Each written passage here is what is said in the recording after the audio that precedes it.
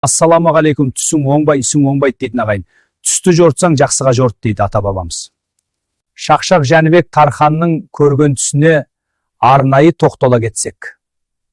Оны мәшһүр Жүсіп Көпейұлы өзінің Абылай хан атты әңгімесінде жазып қалдырған. Бір жылы Қалмақтың ханы Цеван Рабдан Абылай ханға кісі салып, өзінің жекпе-жекке бір батырын шығаратынын айтады.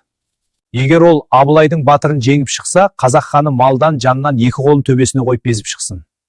Ал менің батырым жеңіліп қалса, мен солай жасайын деп шарт қояды. Абылай хан қартайыңқырап қалса да, Шақшақ Жәнібек Тарханды жекпе-жекке шығармақ болып, оған дайындал дейді. Сол түні Жәнібек батыр түсінен шошып оянып, оны жорыту үшін Абылай ханға келеді. Абылай хан Жәнібек батырдың қандай түс көргенін айтқызбай-ақ біліп қойған екен. Ол Сейіс деген атқосшысын шақырып алып, нар қызыл атымды есік алдына алып кел дейді. Аты есік алдына көлденең тартылғанда Жәнібек батырға қарап, жай қолыңды дейді. Жақсы түске де садақа, жаман түске де садақа.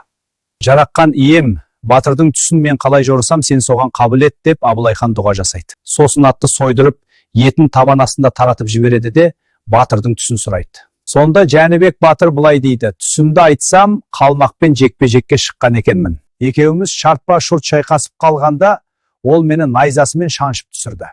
Кеудеме атша мініп, тамағымнан орып жіберуге оңтайланғанда, кеудеме көзім түсті. Оң емшегімді бір айдаһар жылан, сол емшегімді бір айдаһар жылан еміп жатыр екен, шошып ояндым. Сонда Абылай хан: түсің түсақ екен дейді. Түсіңде сені шаншып түсірсе, өңіңде сен шаншып түсіресің. Түсіңде ол сенің кеудеңе мінсе, өңіңде оның кеудесіне сен мінесің. Оң емшегіңді емген айдаһар өзіңнен бір қыз туып, одан туған жиенің айбынды ер болады. Ұлдан туған ұрпағың қыздан туған жиенің туыстап туады екен. Өсіп өңгелі тұрсың батырым. Мына жекпе-жек сенің даңқыңа даңқ қосады. Расында сол жекпе-жекте Жәнібек батыр жеңеді. Сол сәт жеңілген Қалмақ батыры: түнде түсті сен де көріп едің, мен де көріп едім. Мен сені алып едім ау, алып табан астына салып едім ау.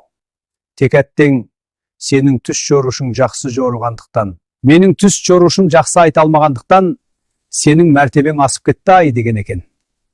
Яғни ағайын, түсті тек шыншыл жақсы адамдарға, рухани ұстазға, ата-анаға жорытқан абзал. Ата, қымыз ішіңіз. Рахмет балам, өркенің өссін. Достар, парақшаға жазылып, қазақша контентті қолдай отырыңыздар. Рахмет.